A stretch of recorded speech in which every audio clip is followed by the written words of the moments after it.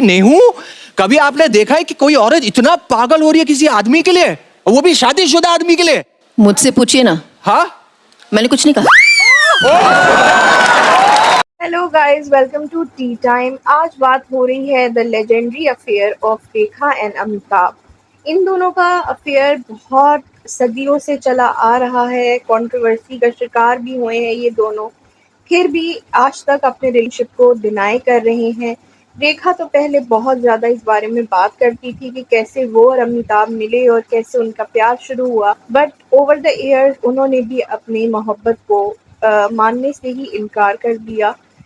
तो आइए आज जानते हैं कि इनकी लव स्टोरी में क्या-क्या हुआ। रेखा और अमिताभ सबसे पहली दफ़ा मिले 2 अनजाने के Oh, सेट she's पे। really like overnight. उससे It wasn't पहले really overnight. रेखा जो है Okay, वो took about जया बच्चन को जानती थी, उनको दीदी कहती थी और जया बच्चन की शादी से पहले से उनको जानती थी, ठीक है? और फिर उनकी मुलाकात अमिताभ से हुई। आफ्टर मैरिज उन्होंने फ़िल्म की शूटिंग स्टार्ट की बिग बी के साथ, और जिसमें उनका लव अफेयर स्टार्ट हुआ। रेखा बताती है कि उन्होंने अमिताभ से बहुत कुछ सीखा है, बहुत ज़्यादा अमिताभ को वो वैल्यू करती हैं, उनकी वजह से वो आज एक बेहतर एक्ट्रेस बन सकी हैं। लेकिन अ, जया बच्चन को ये सब बिल्कुल मंज़ूर ना था, और जब सुना है कि जब रेखा और अमिताभ का अफेयर चल रहा था, तब जया बच्चन ने रेखा को थप्पड़ भी मारा था उनकी शूटिंग में जाकर, क्योंकि जया नहीं चाहती थी कि रेखा मज़ीद मूवीज़ करे अमिताभ के साथ, क्योंकि ये खबर उड़ रही थी कि रेखा और अमिताभ का चक्कर चल रहा है, जिसकी वजह से जया बहुत फ्यूरियस हो रही थी, ठीक है?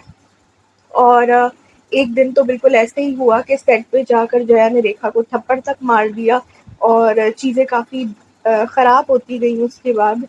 लेकिन रेखा ने कभी भी जो है वो जया बच्चन के बारे में कोई बुरे अल्फ़ाज़ इस्तेमाल नहीं किए, और क्योंकि वो कहीं न कहीं गलत थीं और वो ये जानती भी थीं। इनफैक्ट जया चाहती थी कि रेखा कोई मूवी साइन ना करे अमिताभ के साथ, मगर रेखा तो फ्री में भी फ़िल्म करने के लिए तैयार थी और उन्होंने ऐसा किया भी ताकि वो अमिताभ के साथ रह सकें। और ये बात जया बच्चन से बिल्कुल हज़म ना हुई, और वो काफ़ी अरसे तक इस रिलेशनशिप से मायूस रहीं। Fascinated as you were, did you in the process fall in love with him? Duh, that's a dumb question. I have yet to come across a single man, woman, child who can't help but fall completely, passionately, insanely, desperately, especially hopelessly in love with him. So why should I be singled out? Yeah, but you were the one that was speculated about with him. You want to know the truth? Yeah. This is headlines, okay? There was never a personal connection with him. इस clip में आप देख ही सकते हैं सिमी गरेवाल का reaction जब रेखा ने कहा कि उनका और अमिताभ का कभी भी कोई अफेयर नहीं था, and look at the frustration on Simi Garewal's face because it's evident, and we all know कि ऐसा सब कुछ ये कहानी किससे नहीं है, ऐसा बिल्कुल हुआ था।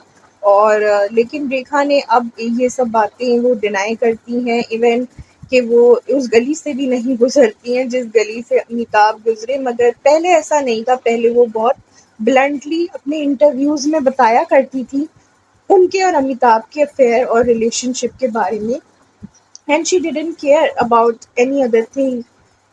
उनको कोई परवाह नहीं थी कि वो मैरिड थे, उनके बच्चे थे। जैसे कि वो कहती थी पहले कि मैं प्यार के हाथों मजबूर हूँ, लेकिन अब वो पहले से काफ़ी चेंज हो चुकी हैं, क्योंकि उनके साथ कुछ ट्रेजेडीज़ भी हुई। उनकी शादी हुई थी और वो भी उस बंदे ने सुसाइड कर ली थी, और उन्हीं के दुपट्टे से हैंग करके खुद को मुकेश अग्रवाल ने। तो उसके बाद से लेकर आज तक रेखा ने कभी शादी नहीं की। शी लिव्स विद फरज़ाना, उनकी सेक्रेटरी फरज़ाना, जिसके साथ भी उनके अफेयर के रूमर्स आते रहते हैं, और लोग कहते हैं कि Rekha is a lesbian now, and Farzana के साथ उनका जो है वो अफेयर चल रहा है। एक दफ़ा जया बच्चन ने रेखा को खाने पे भी बुलाया था, और खाना के ख़त्म होने के बाद अमिताभ आउट ऑफ स्टेशन गए हुए थे। उन्होंने रेखा से कहा था कि मैं अपने हस्बैंड को कभी भी नहीं छोड़ूंगी, और उसके बाद रेखा को समझ आ गया था कि दाल नहीं गली। क्या चाहती हैं आप? मेरे जाने से क्या होता? उनका दामन छोड़ दीजिए। ये मेरे बस में नहीं, और जो मेरे बस में नहीं उसे मैं कैसे कर सकती हूँ? हमें मेरे पति है, मेरा धर्म है, वो मेरा प्यार है, और प्यार मेरी किस्मत बन चुका है। इस बात को लेकर उनके घर में भी काफी हंगामा रहा। तुम्हें कोई हक नहीं पहुंचता कि तुम इसमें दखल दो। फिर आया 1980s का साल, जब एक्टर ऋषि कपूर से नीतू कपूर की शादी हो रही थी और रेखा भी इस फंक्शन में इनवाइटेड थी। मगर वहाँ कुछ अजीब सा हुआ।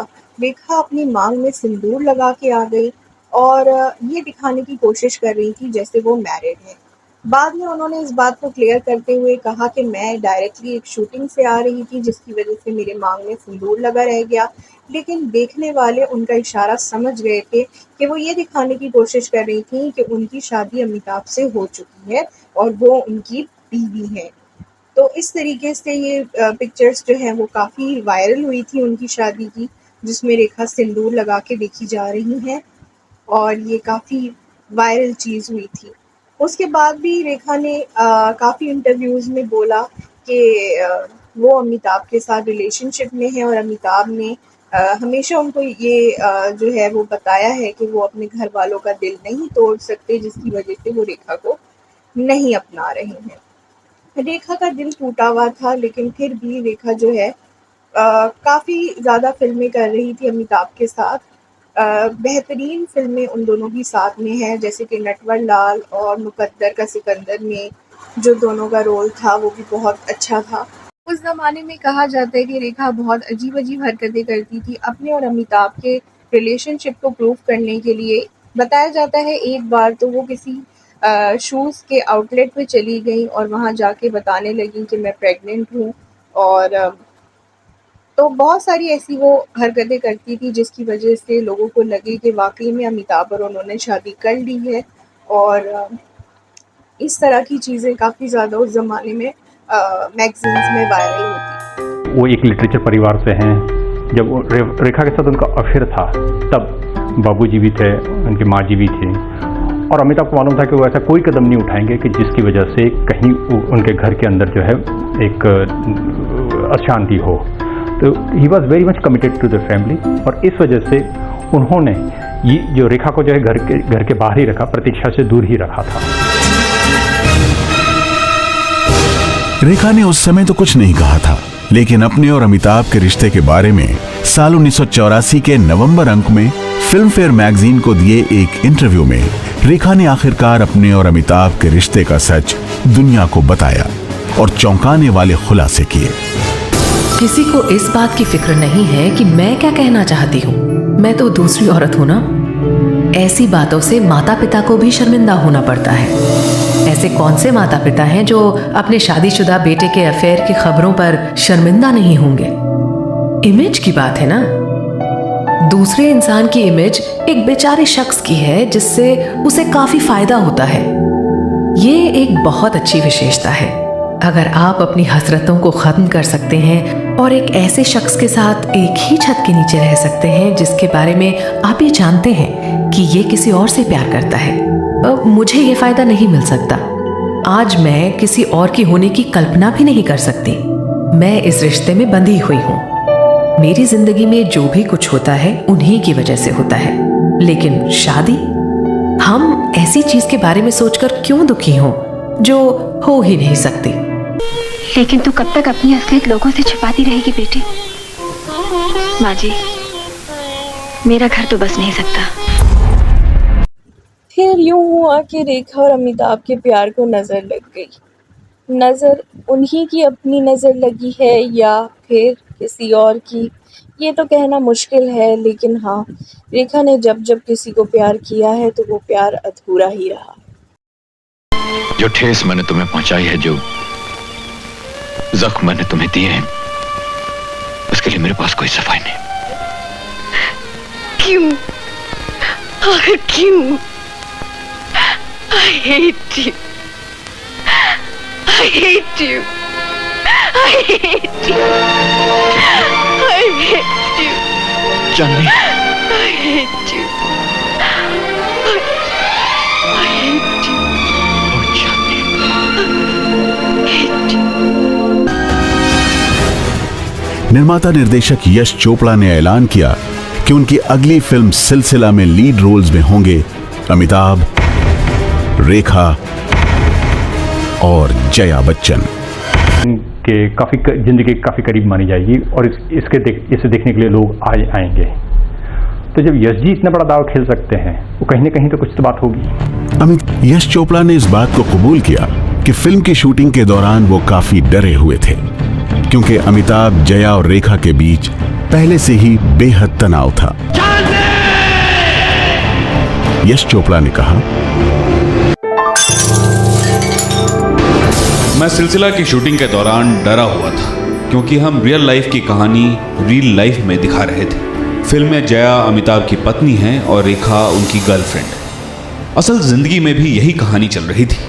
फिल्म की शूटिंग के दौरान कुछ भी हो सकता था, क्योंकि फिल्म में यही तीनों साथ काम कर रहे थे। 80 में रिलीज हुई सिलसिला अमिताभ और रेखा की साथ में आखिरी फिल्म साबित हुई और इस होली की शूटिंग के दौरान हुए हादसे के बाद खबर छपी कि रेखा भी अमिताभ का हालचाल जानने अस्पताल पहुंची थी, लेकिन उन्हें अमिताभ से मिलने नहीं दिया गया। रेखा को इस घटना से बेहद धक्का लगा। एक मैगजीन को दिए बयान में उन्होंने कहा, सोचिए, मैं उस शख्स को ये नहीं बता पाई कि मैं कैसा महसूस कर रही हूँ। मैं ये महसूस नहीं कर पाई कि उस शख्स पर क्या बीत रही है। ये एहसास सबसे खराब था। मौत भी इतनी बुरी नहीं होती होगी। मुझे मौत मंजूर थी, पर बेबसी का ये एहसास नहीं। खुदा तुम्हें सदा आबाद रखे।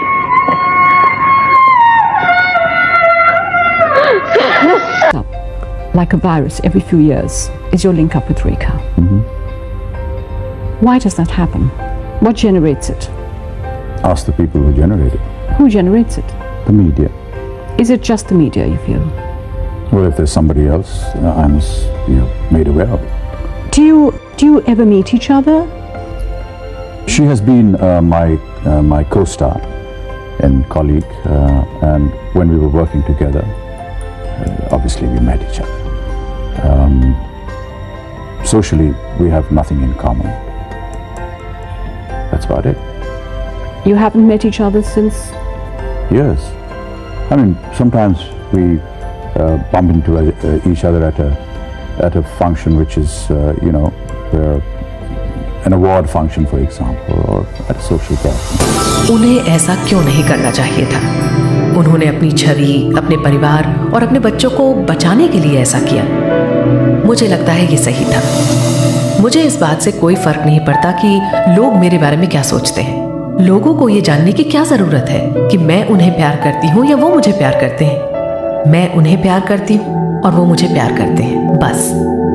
अगर उन्होंने मुझसे अकेले में ऐसा कहा होता कि वो मुझसे प्यार नहीं करते, तो मुझे जरूर दुख हुआ होता। मैं जानती हूँ लोग कह रहे होंगे कि बेचारी रेखा उसके पीछे पागल है, फिर भी देखो, हो सकता है मैं उनकी दया के ही लायक हूं। और ऐसा नहीं है मिस्टर बच्चन के कोई 10-10 अफेयर हैं। वो पुराने ख्यालात के हैं। वो किसी को दुख नहीं पहुंचा सकते, तो वो अपनी पत्नी को दुख क्यों पहुंचाएंगे? रेखा ने हमेशा अपने लातादाद अफेयर्स के बाद भी अमिताभ को ही प्यार किया है। बेशक उन्होंने शादी कर ली थी मुकेश अग्रवाल के साथ, लेकिन उनका घर बस ना सका और फिर वो दोबारा से उनका अफेयर हमेशा अमिताभ के साथ ही सामने आता रहा, क्योंकि जाहिर सी बात है मुकेश अग्रवाल भी रेखा के साथ सरवाइव ना कर सके और उन्होंने खुदकुशी कर ली।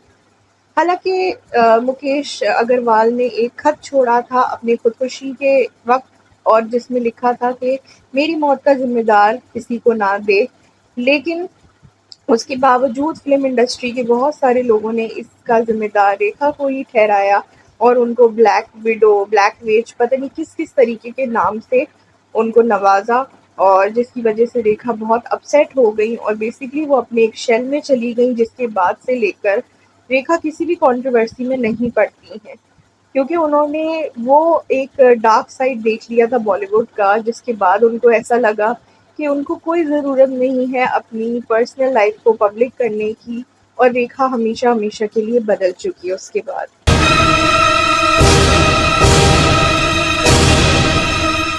1984 में फिल्म फेयर को दिए गए इंटरव्यू में तो रेखा ने अमिताभ के साथ अपने रिश्ते के बारे में कई सीधे सीधे इशारे दिए थे, लेकिन अमिताभ से अलग होने के तकरीबन 20 साल बाद दिए गए एक टीवी इंटरव्यू में रेखा ने अमिताभ और अपने रिश्ते को एक नए तरीके से बयान करके सबको हैरत में डाल दिया।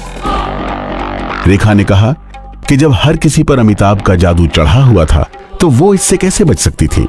वो अमिताभ से प्यार जरूर करती थी, लेकिन उनके बीच कभी कोई रिश्ता नहीं रहा। अब रेखा के किस बयान पर यकीन किया जाए? So fascinated as you were, did you in the process fall in love with him? Absolutely, duh, that's a dumb question. I have yet to come across a single man, woman, child who can't help but fall completely, passionately, insanely, desperately, especially hopelessly in love with him. So why should I be singled out? Yeah, but you were the one that was speculated about with him. You want to know the truth? Yeah. This is headlines, okay? There was never a personal connection with him.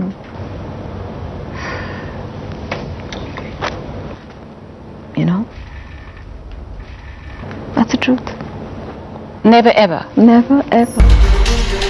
ये तस्वीरें हैं 2009 में हुए film fair award समारोह की। तस्वीरों में अमिताभ, ऐश्वर्या और अभिषेक के साथ रेखा भी नजर आ रही हैं। रेखा अभिषेक और ऐश्वर्या से गर्मजोशी से मिली, लेकिन इससे पहले कि रेखा अमिताभ के पास आती, अमिताभ यहां से उठकर चले गए।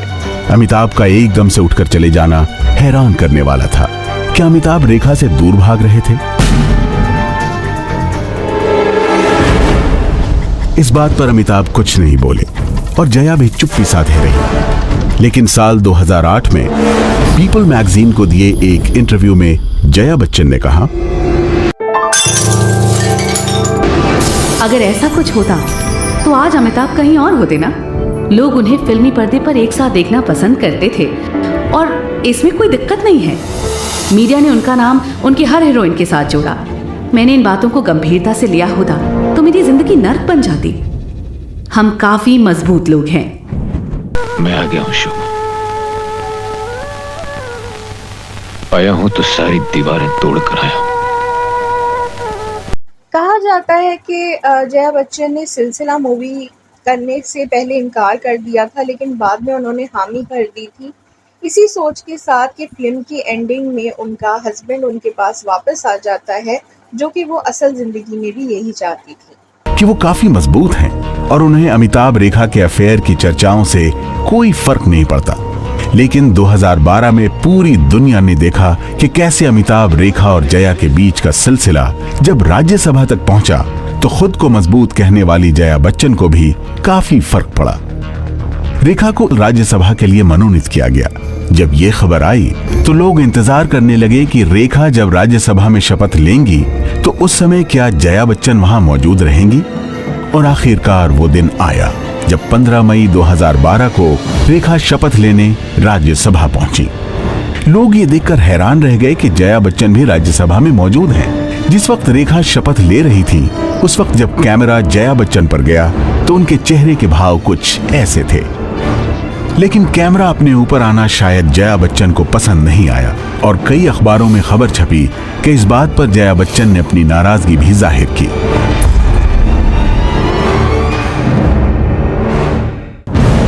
रेखा के आते ही जया की परेशानी सबको नजर आ गई। जया ने रेखा के करीब वाली अपनी सीट तक को बदलवा दिया। राज्यसभा में जया बच्चन का सीट नंबर 91 था, रेखा को 99 नंबर की सीट दी गई। ये दोनों ही सीटें आसपास थी, यानी रेखा और जया बच्चन संसद में एक दूसरे के काफी करीब बैठती। आते जाते दोनों की नजरें एक दूसरे पर पड़ती। पर ऐसा कुछ होता इससे पहले ही जया बच्चन ने अपनी सीट बदलवा ली।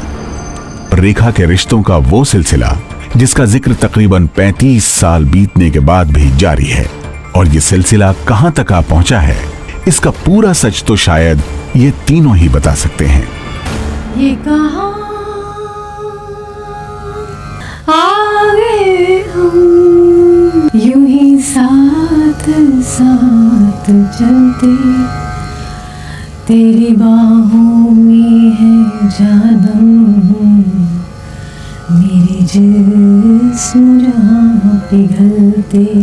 तो बस दोस्तों आज के लिए इतना ही। उम्मीद करती हूँ आपने इस वीडियो को भी बहुत पसंद किया होगा, और अगर पसंद किया है तो हमारे चैनल को सब्सक्राइब करना मत भूलिएगा, क्योंकि हम लाते हैं ऐसी ही इंटरेस्टिंग वीडियोस आप लोगों के लिए। रेखा और अमिताभ का सिलसिला भले ही ना चल सका हो, मगर उम्मीद करते हैं कि आपको और हमारा सिलसिला यूं ही चलता रहेगा। So stay tune to T times. फिर मिलेंगे आपसे न्यू वीडियो के साथ। Take care.